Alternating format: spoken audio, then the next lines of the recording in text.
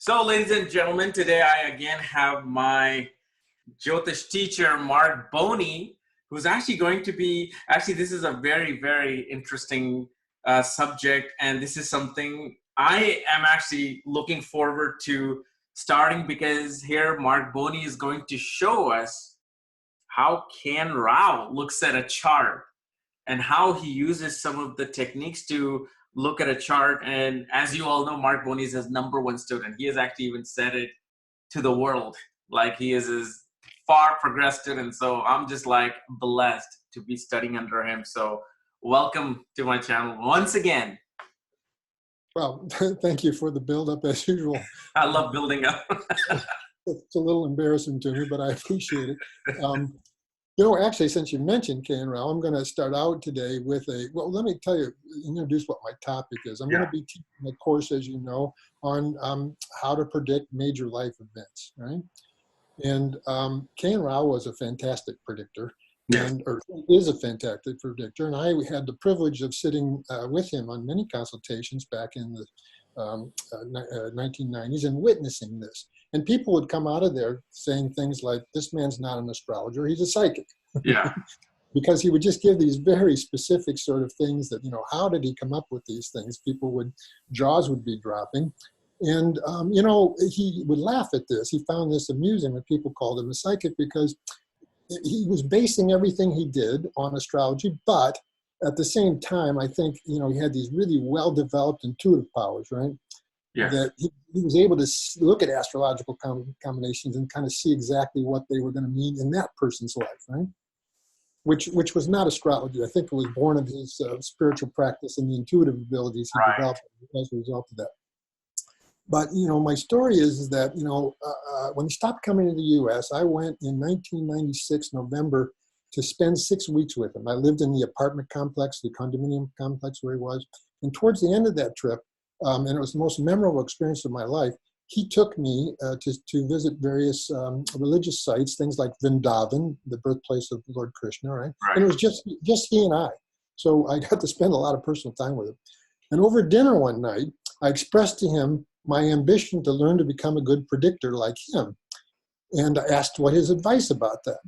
Well, he kind of surprised me by starting out by telling me that he thought a good predictive astrology was 1 in 20,000. I don't know if he was exaggerating or not, but that sounded a little discouraging. Right. And he went on to say, and he said, you could know a lot about Jyotish, but still not be able to predict events, right? And he cited the example of, I apologize for my dog. Hey, I know I got to deal with the same thing when somebody's at the doorbell. I've got 4 of them barking. He cited the example of someone that had just finished #1 in his school, was actually starting to teach and to even author books. And he knew a lot about Jyotish, but he really wasn't confident in his abilities to predict. He hadn't demonstrated that, at least at that time, right? Right. And so I asked him, what's your advice? How do I become a good predictor? And he said, well, over a period of 10 years, work on thousands of charts, right? Noting the relationship between the person's life experience, their chart, the timing of events, and then you'd become a good predictor. Well, it's 25 years later, right? I have worked on thousands of charts. I still can't predict like he does, right? Yeah. But, I've been fortunate enough to be able to consistently predict some limited number of events, right? Which is what I'm going to be talking about in the upcoming course. But what I want to talk about is that, of course, to predict any event, you need a methodology. You need some approach. And I can share screen, yes? Sure, yes. Yeah. So, I'm going to pull up a Word document here. Tell me when you're seeing that. You seeing a Word document? No. Really? Okay, now I see it. Oh, sorry. Yeah, I think there was a little bit of delay, but I didn't give you enough time here. Let me bring it up again. Tell me when you see it, please. Okay, it's up. All right.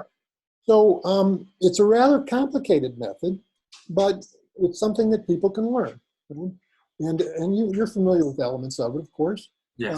First of all, it emphasizes the simultaneous use of Parashara and the Jaini system, right? It's kind of a cross-check to each other, right? You see a static potential in Parashara point of view, you see a static potential in the Jaini point of view, and you use 2 different systems to time at an event in which they're in agreement that this time period shows the potential for the event. You're familiar with that. But it also uses alternative lagnas. And I'm going to show some examples here of how you really can't predict certain events based on the Rashi in particular without using alternative lagnas. And when I say alternative lagnas, I mean seeing the pattern not just from the birth chart, but from Chandra lagna and even Dasha lagna, right? Yes. And then, of course, the extensive use of divisional charts. He made extensive use of divisional charts. Of course, these are a problem because oftentimes you're not getting accurate enough birth times to give an accurate number, an accurate set of divisional charts, right? But when you do have an accurate set of divisional charts, or if you can correct them and so forth, they become invaluable to be able to predict. And then, of course, the application of transits, not just dashas. Events happen when dashas support the event and also transits at the same time, as you know. And of course, you've got to use the Astakavarga system in order to qualify transits. So this is the approach that he taught. This is the approach that I've utilized. And, just to give some, what makes prediction challenging? I mean, a lot of things, but one of the things that makes it challenging is events can show up in so many different ways. Right. So many different ways. And just to give you some examples of that, I'm seeing a chart now with Gemini Lagna, yes? Yeah. Okay. So this is a chart of a, this is a chart of a student of mine who had been approached by a publishing firm to write a book. He's a Chinese doctor, practitioner of traditional Chinese medicine. He wrote the book, but couldn't understand how this event was shown in the period and subperiod when it happened, right? It happened in Jupiter Mercury. What strikes you about that, if anything? Well, Jupiter and Mercury are showing a 6-8 relationship, but Mercury is obviously in the sign of Gemini, the Karka of writing, and it's the Amatte Karka in mutual aspect, the Putra Karka. Okay. So you see some things, but really, at a glance, I saw it based on the most simple fundamental principle. The first principle that the chapter on the results of dashas given in Prashra Hora, that planets will give their results, first of all, based on their natural significations. Right. Who are the natural signifiers of authorship? It's Jupiter mainly and Mercury and Moon. Yeah. Jupiter, Mercury. Yeah. And so, in other words, a person can end up authoring something in Jupiter, Mercury simply because those planets are the natural significators of those events, regardless of what houses they're in, regardless of what houses they rule. In fact, in a 100-page article I wrote on the astrology of authorship, I highlighted over and over again how famous authors actually did their most famous work. Like Alexander Dumas, when he wrote The Three Musketeers, it was in his Jupiter period and Mercury period. Okay? Simply because, now of course there's more to it than that, but that's the most basic explanation here. Now what he wrote about was Chinese herbology, and you see here Jupiter is the 10th lord in the 6th, right? Yeah. And Mercury's with the 6th lord. So he's writing about the healing arts and some element of that. The house lordships and placements show that, but just the authorship is being shown by this. So that's what I mean when I say, events can show up in a lot of different ways. Just, you can get married in Venus, as you know, Kapiel, simply because it's Venus. Yeah. Doesn't have to do anything with the 7th house, right? You can get married in Jupiter simply because Jupiter is the natural significator with children. Doesn't have to be connected to the 5th house. Yeah. This is the point. And then, the idea of alternative lagnas, sometimes charts, something won't show up very well from the birth lagna, but will show up very well from Chandra lagna, right? So I made a prediction that was fortunate enough to come out on this chart. This person has had a good career, good progression in their career, significant rise, high-level management positions in their Jupiter major period. Okay? In their Jupiter major period. Now, a lot of people would look at that, see Jupiter in the 8th house, right? And they'd be thinking, well, how does that show really good career rise? Look at it from the moon. We have a strong Chandra lagna here, right? Yeah. Because in Sagitation sign, Jupiter's in the 10th from there, involved in a Kesari yoga. And now there's other reasons why Jupiter gave good Raja Yoga-like results. It's also the sixth lord in the eighth, with the additional aspects of malefics onto the sixth house. This gives something called Arsha Yoga from Paladipika, one of those kind of Viparit Raja Yogas, right? But, Jupiter having a career emphasis really is shown here by falling in the 10th house from the moon. Oh. So if you didn't consider Chandra Lagna, right, you'd miss that implication. I had a question about that. We follow the Chandra Lagna. Why has K.R. given any philosophical reason why Chandra Lagna is to be used to study a chart? What is the deeper? Well, he doesn't. The reason that he gives, he points a passage in Parashara Ora that clearly indicates that all the patterning of the chart has to be seen from the moon as well. I mean, it's right in the Shastra. He taught classical principles of interpretation. He did some innovation. But was there a reason behind why moon and not the sun or not? That's what I'm trying to. Oh, I see. Why specifically? Yeah, why specifically? What is that significance of the moon? I think the case could be made that Jyotish is very lunar-based, right? Yeah. Parashara Jyotish is very lunar-based. We have the nakshatras, which have to do with the average daily motion of the moon. Think about the Vimshotri Dasha. It's an Udu Dasha. That is, it's all based on the moon. Right. Right. And people say, well, gosh, which is it going to be? Is it going to give the results from the birth logna? Is it going to give the result from the moon? And my answer is it's going to give both. Both, yes. Oh, that's very true. And so you have to be able to understand the full implications of what a period could bring. If you don't consider an alternative lagna, Chandra lagna, then you're going to miss things, right? And then, as to make things even more complicated, you have to see things from dasha lagna. So this is the chart of Prince Harry. Most everybody who sees the news, Prince Harry of England, most everybody who sees the news knows that him and his wife had a child in May. And students of mine will attest to the fact that after he married, I had predicted that when him and his wife were going to have children. And part of the basis of that prediction was that he was going to be running, following his marriage, he was going to be running Rahu Venus. So first of all, the question is, how does Rahu become eligible for bringing children? Do you see any way? Well, yeah. First of all, Rahu is going to give results of Venus in his dasha. Well, it is. It is, but I'm saying, how does that show children? Oh, how does that show children? Well, from the moon, it's in the second house of family. And okay, but there's a more straightforward. Who's the fifth lord? The fifth lord aspects Rahu. That's it. Rahu is going to give the effects of planets that it's most connected with, and it's connected with the fifth lord here. Right. So that's obvious enough, right? And you could go a little more subtle to this, and you could see, well, we won't get more subtle. We'll keep it simple. But I saw the potential for children in Rahu Venus. Why would I see that? Based on what? Use Rahu as a lagna. Oh, it's fifth from Rahu. Yeah, right. It's just fifth from Rahu. You're right. And if you study enough charts over time and see how events come out, you'll see that this is when a sub-period lord falls fifth from a major period lord, you'll see that this can bring children. Right. So, this is what I mean. Like, again, events can show up because, otherwise, how does Venus give children? There's no way that you really can see that. But it's clear.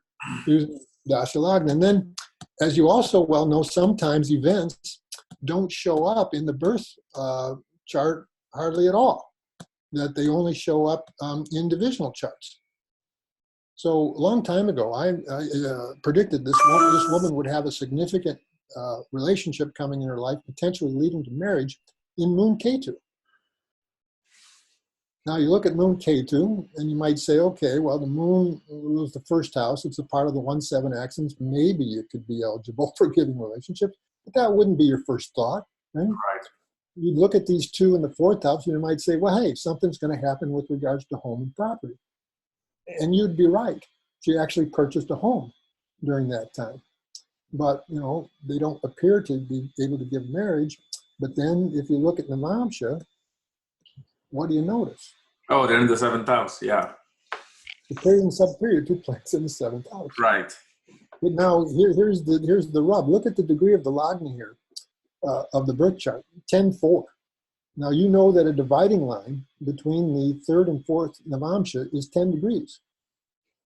Had this person been born just a few minutes before, the Navamsha log changes, and my prediction about marriage in Moon Ketu would not happen. Okay. So what I'm showing you is the sensitivity, or showing your audience the sensitivity at times to even minor changes in the birth time, how it's going to potentially change the lagna of a divisional chart. Does this person works with chemicals or even real estate at all? No, they're a former work colleague of mine. Oh, okay. But yeah, that wasn't the industry that they're in. So, and then maybe just another quick example here. This person, look at this that's chart. an astrologer. Okay. No. Oh. Former colleague. Now, I wasn't an astrologer for most of my life. Okay. I was a management consultant, and this is a colleague who was a management consultant. So look at this chart here. It's of a young man, 22 years old, who just graduated after a brilliant educational career both in high school and college. Just recently graduated from a prestigious university with honors. And his really good educational career took place in the Moon major periods and the Mars major periods. Now, if you look at these grahas, you'd be hard-pressed to predict really good educational success in those periods. You see, right? Right. But if you looked at, and the birth time is very accurate, if you looked at his D24, and what you notice about the Moon and Mercury in They're D24. in the lagna, yeah. They're in the lagna. And of course, one of the principles that you've learned is that planets in the lagna of divisional chart can represent sort of a special significance for bringing events related to that division, favorable. And it's more than that. The Moon here is involved in Gajikeshwara Yoga, a very effective yoga in the divisional charts. Both of these planets get the additional aspect of Venus as a natural benefic here. Mm-hmm. And if you use house lordships in divisional charts, which K and Rao did, look at what kind of combination Mercury or Mars Venus is. Yeah, it's a Raj Yoga. Very good. Angle trine combination, 9-10 combination. Yeah. So if you look at the birth chart and someone was asking you about educational success in the Moon and Mars, you might be struggling to say good things. Right? Right. The Moon was the sixth lord in the third. Mars was the lagna lord afflicted in the eighth, right? And I mean, it's not as if those didn't have some meaning and significance also, but if we're talking about educational success, if you didn't see D24, there's no way you could predict this. What did you also try to figure out what happened with the birth chart with that 6-8 relationship between Moon and Mars? Well, I don't have any information about that, right? And so you're seeing things that, yes, Kapiel, those have interpretive significance, right? But what I'm focusing in on is that how do you see the educational success during those periods? And my point is that some events don't show up in the birth chart hardly at all from whatever lagna you're using. Birth lagna, chandra lagna, dasha lagna is not evident, whereas they'll be completely evident in a divisional chart. And I believe even it was K and Rao who actually said that use the Sastyamsha as a normal birth chart. There's no past life, present life trick. It just... Well, particularly if you're trying... Recently, I was presented with the case of twins that were born just 2 minutes apart. Their charts are identical. Yet, they've had some pretty different life experience, major different life experience. And so how do you differentiate that? Well, the chart that you use for that is the Shastyamsha, because rarely, because, the degree of the lagna changes every 2 minutes. Exactly. Not the degree of the lagna, but the lagna. And they had very, very different Shastyamshas in terms of the pattern, and it very clearly accounted for how one was having a certain kind of experience and the one wasn't. And so, that's the primary use of the Shastyamsha. I know there's this idea about past lives and stuff, but how do you verify that? Right, exactly. How do you verify that? So now I want to talk about the predictions that I have made recently using the techniques that I've talked about, right? And two of them had to do with real estate, and two of them had to do with the birth of children. And I'm going to stop sharing screen here and pull up my program now. But any thoughts or questions about anything I've said thus far? Or do you think it's clear? No, it's pretty, it's so simple that no need to ask any questions. That's the beauty of it. All right, good to know. I like to be clear. Yeah. All right, so now let me know that you're seeing a chart with Leo Lagna. Okay, now I see it, yeah. So as you well know, sometimes a time when astrologers are contacted by people a lot is when, maybe they've known about Jyotish and they know about dashas and they know that they're going to be moving from one dasha to another and they want input about the potentials that dasha can bring, right? This was the case here. This person was moving into the Jupiter major period. This was back in 2015. What are some good potentials that you could see here with regard, just in general, with regards to the Jupiter major period? Oh, like you were saying, children and land, real estate, fixed assets. Well, hold on. Good. Where would you see the potential for property in Jupiter? Oh, in the D4 chart, it's in the Lagna. Okay, you jumped to it already. Oh. Good for you. But what I was getting at is there's some good yogas forming here. Jupiter, of course, is the fifth lord. It's with the Vargotama Lagna lord. That's a 1-5 Raja yoga, right? Right. And then Mercury here, getting directional strength in the first house, is the 11th, and the second lord combining with the first and the fifth lord. Those, of course, are giving some done yoga. Yes. What unfortunately spoils this rather nice picture? Oh, Kartri Yoga, Pap Kartri Yoga. Right. So you see the malefic flanking on both sides. Yeah. So that's a blemish here, but still. And so the thing is, Jupiter rules the 8th house. And after moving into the Jupiter period, his father passed away and he was in line for an inheritance. But he didn't know exactly what was going to come. It was going to be delayed for reasons I don't remember. But he was very interested in, once he got the inheritance, he wanted to purchase property and wanted to know if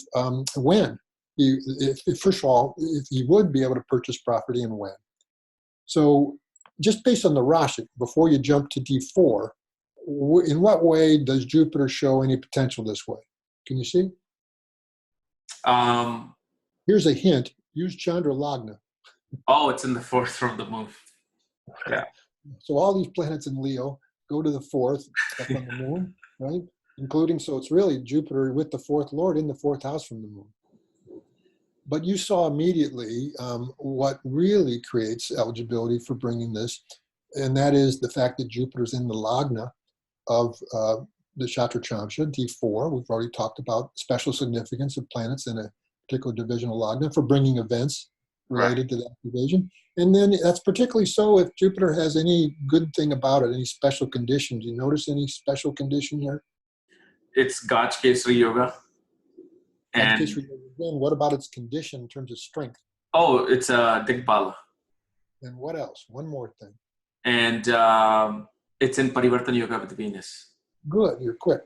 Yeah. So you see the exchange. So, for all these reasons, it's like a given that Jupiter's going to bring property, right? Right. But then it becomes a question of what sub-period. Jupiter's 16 years. And so, Jupiter could have been a potential, but, it seemed like it might be a bit early. And so I zeroed in on Jupiter-Saturn. Is Saturn connected to the 4th house of the birth chart in any way?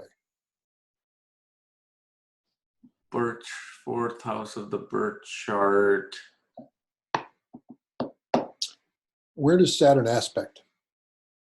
In the 7th house, 11th house, and the 2nd house. Oh, I'm sorry. We're using the Rashi. Back in the Rashi. Oh, Rashi chart. Okay, it aspects the 4th house.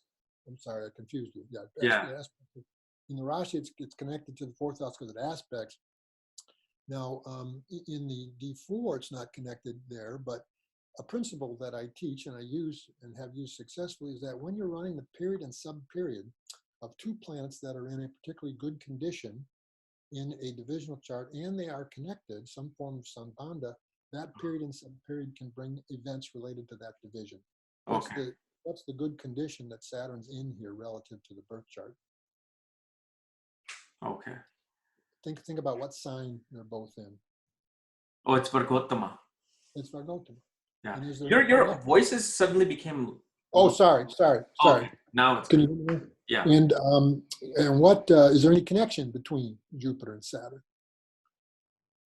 It's in in the Rashi? I'm sorry, in the D4. Is there any oh, connection between? in the D4, it's 11th and 10th Lord. Well, No it's aspects. aspect. No, Jupiter is aspecting Saturn. So you see the connection that way. Yeah. So in other words, Jupiter Saturn seemed very capable of bringing the event from a Karashi point of view. Now switch over to Gemini. He was running his Aquarius period. What do you notice about the fourth house from Aquarius, using Aquarius as a lug? Well, first of all, if Aquarius is the Lagna, then you've got Matri Karka right in the Lagna of Chaturtha Tamsa, and Jupiter is. Okay. All right. You're focused on the D4, which is great. Oh, okay. Oh, I'm sorry. I just keep thinking you're focusing on that. Okay. So from Aquarius, Moon is in the fourth exalted. Right. So he has an exalted planet in the fourth house. And remember, in Gemini, we use natural significators. And who's the natural significator of the fourth house? Moon. Yeah. And Mars, as for land. And you see that Mars aspects the fourth. Aspects. Yeah. Right. But then really the obvious reason is if you go back to D4, the planet with the fourth highest degrees, like unto all the indications of the fourth house, is the sun here, MK, and there it sits right in Aquarius, right? Yeah. So I was coordinating Jupiter-Saturn with Aquarius subperiods, and Virgo caught my eye. Virgo is a subperiod. Now we're back in the Rashi, back in the birth chart. Okay. Virgo caught my eye. Calculate the pada of the fourth house. Oh, okay. It lands with Aquarius. No, pada of the fourth. Oh, Pada of the fourth. Oh, it lands in the second house. Well, it lands in Virgo. Virgo, yeah. Well, for your audience here, padas are how many houses a sign has, or a lord has gone from a particular house or sign, and then counting an equal number from there. So Mars is the fourth lord here, right? And it goes 12 signs away to Libra from its own house. Counting 12 from there comes to Virgo. The pada of the fourth house becomes Virgo, and that's how Virgo becomes eligible for bringing property. Yes. Is it clear? Yeah. So Aquarius Virgo caught my eye. So I told him, mid-year 2019, and he wrote me a nice note indicating that he acquired property in late May and thanked me for the prediction. Now, one more element came into play here that I didn't mention yet, and that is transits, because transits have to support here. Where's Jupiter been by transit? In the fourth house. In the fourth house. Saturn retrograding in Sagittarius, according to a principle that Rao teaches, would be aspecting as if from the sign before. Mm-hmm. So double influence of both Saturn and Jupiter on the fourth house, in keeping with this lineup of dashas, was the basis of the prediction. Right? So Okay. you're using two systems, both Parashari and Gemini. You're looking to coordinate those and see agreement between it. We refer to that as confluence. We're using divisional chart here when I know I have a good birth time, and we're using multiple dashas, and we're using transits. And this is the methodology, essentially, that has enabled that Kapiel Raaj. How is it corresponding with the Ashtak Varga? Well, I'm not showing you here, but you'd want to see the point totals. Yeah. For Jupiter in Scorpio and Saturn even in Sagittarius to be reasonably good. They don't have to be exceptional, right? You want them to be, but as you know, you're always qualifying, but that's qualifying the transit in general. What we're doing here is we're looking to see if there's the mutual influence simultaneously of Saturn and Jupiter onto the fourth house of the fourth lord simultaneously, while at the same time they're running they're running dasha periods that also show the potential for that. That's what you're trying to coordinate. Okay. So that was one prediction I found about recently. The next one was particularly gratifying because it came under the category of what Kapiel Raaj would always refer to as a risky prediction. And you'll see why when I show you this. It had to do with childbirth. Okay. this woman had contacted me because I think it might have been early 2018. Okay. She had conceived, but she unfortunately suffered a miscarriage. And she was concerned that she was going to be able to conceive again and carry a child to term. And this is why she contacted me. And if I show, is this the right chart? Yeah. So you can see, if you look at the dashas, actually she contacted me in Jupiter Mars. And the Mars subperiod is when she had miscarried. Now, why would predicting childbirth for this chart be a risky prediction? Do you see any reasons for that? Well, Jupiter is obviously in its debilitation. And so Jupiter's in its debilitation sign, natural Karaka, and then yeah, also gets the aspect of who? it gives the aspect to Mars, the fifth lord. Well, who aspects Jupiter additionally? Oh, Saturn. So Jupiter, Karaka Jupiter is not only in Saturn's sign, it's debilitation sign, but aspected by Saturn. And then, what else is a problem here potentially? The fifth lord. Who's it with? With a house lord. Who's the fifth lord with as a house lord? The fifth lord Mars is with Venus. But in which houses does Venus rule? It rules the 6th house and 11th house. Sixth houses. So Mars is conjunct the sixth lord. Yeah. Right? And then there's the influence of the Rahu Ketu axis along 5th, 5, and 11. Yeah. Now Mars aspects, but why is Mars aspect here not a problem? Mars aspects Aries, the fifth house, but why would it not be so much of a problem as it might normally be? Why isn't it an affliction? Because it aspects its own sign.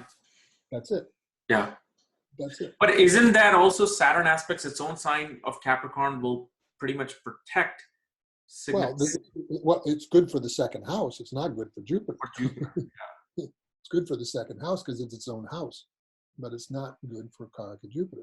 Now, the good news is that I had the information that earlier in the Jupiter major period, she had been able to conceive and have a child. Okay. So Jupiter had already produced one child, but now the question was, could she conceive and have another child in Jupiter? And so I had to evaluate Jupiter Rahu.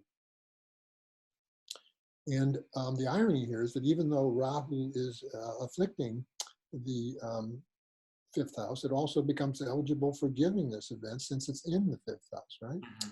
And then what divisional chart would we also then be looking at? Saptamsha. Saptamsha, of course. And wait a second, I did that wrong. I show you Saptamsha. You can see that Jupiter is reasonably well placed in an angle, and Rahu is also well placed. Right. Better than Mars, which is in a 6-8 relationship with Jupiter. That's when she had an afflicting Jupiter, and that's when she had the miscarriage. Yeah, and it's in the 12th house of loss. So, right. So you see.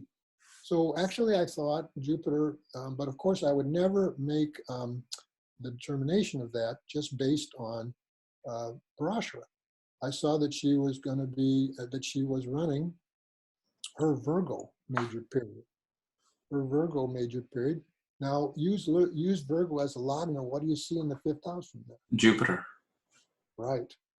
So this indicated as a major period that Virgo as a major period could bring this. Then it became a question of certain sub-periods coming up that coincided with the Parashari system. And it was going to be in mid-year this year, starting in May, it was going to be Virgo. And look at this, Virgo, Aries. Which house of the horoscope is Aries? It's the fifth house from the Lagna. The fifth house, right? Now think about transits. Jupiter had moved over into Sagittarius. It retrograded back, but in Sagittarius, you'll see that it would be aspecting the fifth house, right? Because it's retrograde. Well, I mean, but when it moved into Sagittarius, it's going to be aspecting the fifth house. The fifth house, yes. Because it's retrograde. And then, of course, Saturn has been in Sagittarius aspecting Mars, the fifth lord. Right. So I. But would you also, like, you know, how KRSchannel gave that fifth house, fifth lord, ninth house, ninth lord, or Jupiter with Jupiter and Saturn transit? Would you make that determination for conceiving when in retrogression they're aspecting such things?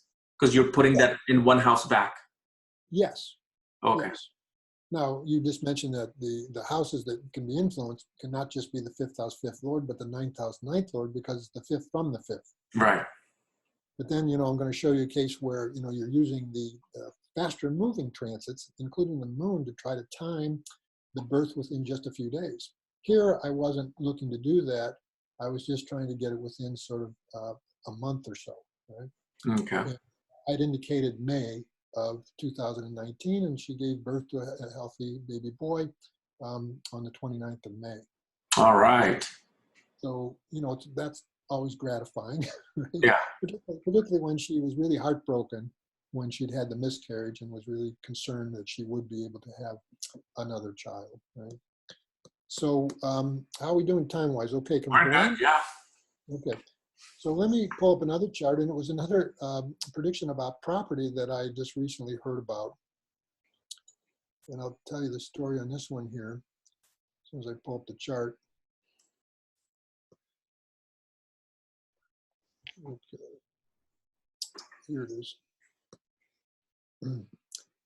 So this is the chart of a longtime friend of mine who I've given many predictions to, and he and his wife were visiting me in the San Diego area in January of this last year. They're from Chicago.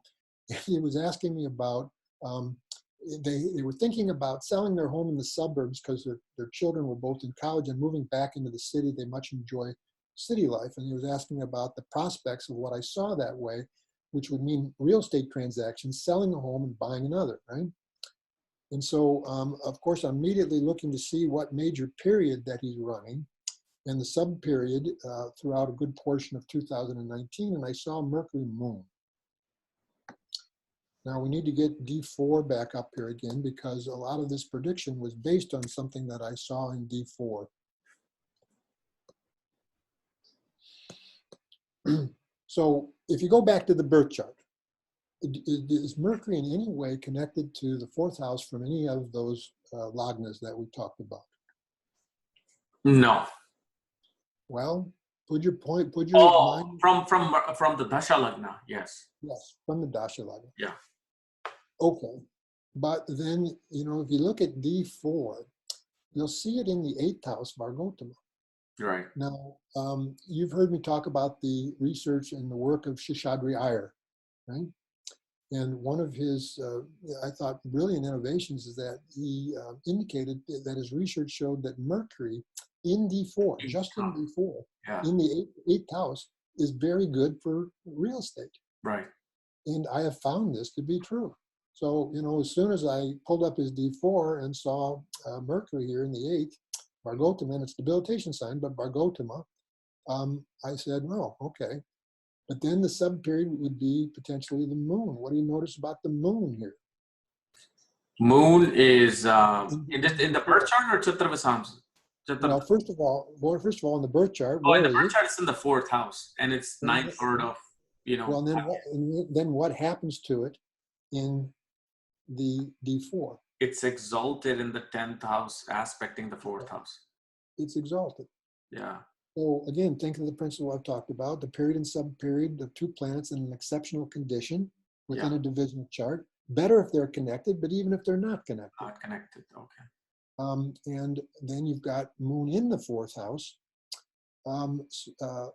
forming a good, you saw the good yoga that it involves, right? So then it became a question more of a sub-period. Mercury moon, which was going to go up until October of 2019. I wanted to look at certain sub-periods. Of course, Mercury moon, Mercury caught my eye, but then Mercury moon, K2. K2 is with Mercury in the birth chart. It's also in with Mercury in D4. Do you see that? Now in Charadasha, he was running Sagittarius. Who's the fourth lord of the birth chart? Saturn. Where is it? In the second house with Jupiter. Which sign? Which sign? Sagittarius. Right. That's the sign, major period that he was running. He was going to be running the sub-period of Gemini, which also then gets the Rashi Drishti aspect of that. Aspect, yeah. And then in the May-June period, I saw he was going to be running the sub-period of Aquarius. Which house of the horoscope is Aquarius? It's fourth house. It's the fourth house. Now think about transit. We said that Saturn is the fourth lord. Yeah. Where has Saturn been? It aspects the fourth house. And it's on the fourth lord. It's on the fourth lord, yeah. And Jupiter had moved over into Sagittarius. So again, what I'm doing here, what I'm showing is I'm coordinating planetary Parashara dashas with Gemini sign dashas with transits. Okay. And, he moved into his new house in June. Did 2nd. you use Yogini Dasha at all in these cases? Well, I'm trying to keep it a little simple here. Okay. You'll see in the course, or people, if they took the course, would see I'm actually using 4 dashas. 4 dashes. Two planetary dashas, Vimshotri and Yogini, and then 2 sign-based dashas. But I don't want to overwhelm people here. Right. With that, and I wouldn't have really needed those, but the more confluence I see, the more agreement I see in dashas Right. is showing the potential for a certain period, then the more confident I am that I'm seeing a true trend, more confident I am in my prediction. And so I'll just, we'll show one more instance of another prediction that now came out in June. This one had to do with a daughter of a longtime friend of mine who wanted to know when she was going to become a grandmother. And A grandmother? Oh. no. Actually, the chart is of the daughter. The Oh. mother's a longtime friend of mine who wanted to know when she was going to become. Oh, okay. I'm like, that's unique. They want to know when they're going to become grandmother. Well, I've talked to a lot of Indian women who have daughters of a marriageable and childbearing age who want to know when they were going to become grandmothers. Right. So here's the chart. And I'd be given a lot of predictions on this chart. I predicted when they'd have their first significant salary. And I did that on the basis of Dasha Lagna to some degree. In their Saturn major period that they've been running, you'll see that it's the exalted 9th lord and the 5th, which is a Dan Yoga, right? Mm-hmm. And I looked at the Mercury sub-period. Look at, if you use Dasha Lagna, if you use Libra as a Lagna, look at what happens to the 11th house. Oh, it has Sun, Mercury, Mars. Right, and they form very nice combinations. Yeah. From there. So anyway, I predicted good, first rise in income there. But the mother wanted to know about the daughter giving birth, and the Saturn period's fairly obvious, is it not? Yeah. But it's also a natural malefic in the 5th house, even though it's exalted. It's also the 9th lord, but it's again the 8th lord, and it's under the influence of the Rahu-Ketu axis. So there's some affliction here too. And so it was a question of what sub-period in Saturn, major period. I would say Venus. And you would be right. Yeah. Okay. Now here's a case where just based on the birth chart, not even using D7, you could predict the birth. And why did you say Venus as a sub-period? Because it's the 5th lord and receives the aspect of the Karka of children. And the aspect of Saturn. Saturn. And so actually the sequence that I zeroed in on was Saturn, Venus, Jupiter. You see? Okay. Yeah. Saturn, Venus, Jupiter, which I saw would be running from April of 2019 to September. But then, of course, I'm not going to make the prediction based on that. She was running the Libra major period in Charadasha. Which house of the horoscope is Libra? It's the 5th house. It's the 5th house. Now the sub-period was going to be Leo. Use Right. Leo. Who's the PK here? Moon. Aspect the sign of Leo. Well, it doesn't aspect the sign Oh, of Leo. I'm sorry. If you use Leo as a Lagna, it aspects the 5th house from there. Okay, yes. If you use, the technique, as you know, in sign-based dashas is to use them as a Lagna, right? And so I saw Libra Leo, which narrowed the time frame down to between June 10th and July 3rd. Now, Kapiel Raaj would use the faster moving grahas by transit in order to try to time births within a 72-hour period.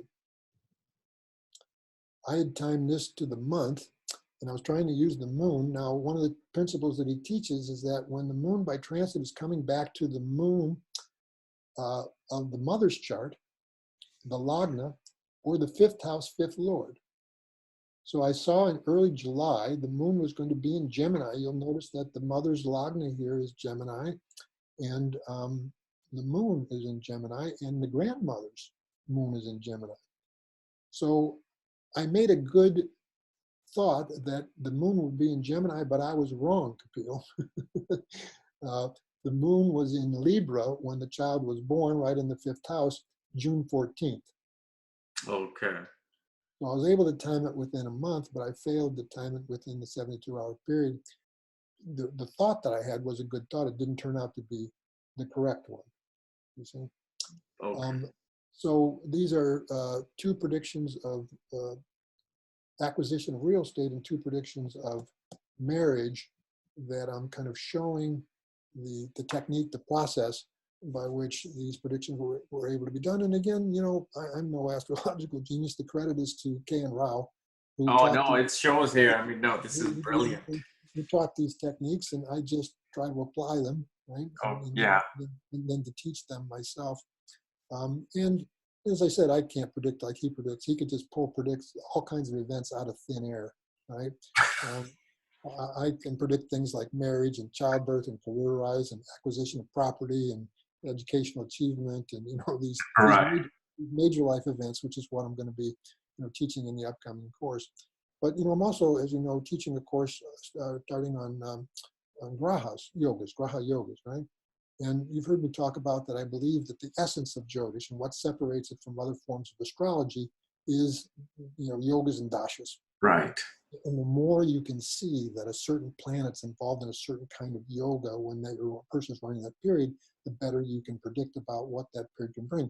I showed you that one chart of this woman with Jupiter from the moon who's had a career rise during Jupiter. Well, it could also be shown because Jupiter's involved in that Harsha Yoga that I mentioned, right? Right. And if you didn't understand Harsha Yoga, if you didn't see that Jupiter was involved in Harsha Yoga, then you wouldn't be able to predict it. So this is why I say if you want to become proficient at Jyotish, learn yogas. Wow. And that's what I had to share with you today. And when is your course starting on this? Okay, the both courses start this weekend. Saturday, the Graha Yoga course starts, and Sunday, the Predicting Major Life Events course starts. If people are interested in learning about the details, if they just go to my website, which is simple, www.markboney.com, simply my name, Mark with a C. Okay. You'll see this information, and you know what happens with all my courses. They have the same design, as you know. Each lesson is a 1 hour or more video presentation accompanied by significant written material. So all the learning points are spelled out, all the chart illustrations are there. Person can repeat the lesson as much as they need to in order to absorb it. And then there's a 1 week lag. Well, then the following weekend, there would be an associated live 1.5-hour webinar on that lesson. Yes. So people have a week essentially to absorb the lesson, right? And then, you know, we have the live webinar about it. And Kapiel Raaj had a particularly effective way of teaching how to predict events that, of course, I plagiarized totally. So do we all. And the process was, first of all, he'd lay out predictive parameters, right? So here's a set of parameters, here's a set of pro forma for how to predict this particular event. Then he would demonstrate the utility of that on the chart of some famous person that everybody would recognize, where the events could be independently verified, right? This when they happen. Then he would show examples, as I have here, of how he used these predictive parameters to actually make a successful prediction. And then here was the fun part. Then he would invite people from the audience, say who had gotten married or had a child or had purchased property sometime. He would invite them to share their birth data, and then he would do what he called blind testing of the principles, because he'd never seen these charts before. Right. And then to look at when they got married. Okay, did the principles apply? To what degree, or don't they apply? And it was always amazing that they usually applied. Right. So that was very validating to people to see it come alive in their own charts. Right. Right. So this is exactly what I do, and this is what I do in the classroom face to face. But I also do it online. In fact, the webinars will probably be focused a lot on that, where if people are willing to share their birthday anonymously, they don't have to say who they are. Right. And then we could look at the event in question. And this is the approach, and I certainly found it an effective way to learn. And so I've tried to teach people that way. Okay. Thank you so much, Mark, for coming. And of course, as you know, I always sign up any course that you announce. I'm like, oh, just sign up. So looking forward to this one as well. Glad to have you involved. And again, thank you for giving me the opportunity to present your Oh, audience. anytime. Thank you so much, Mark. Bye for now. Bye. Namaste.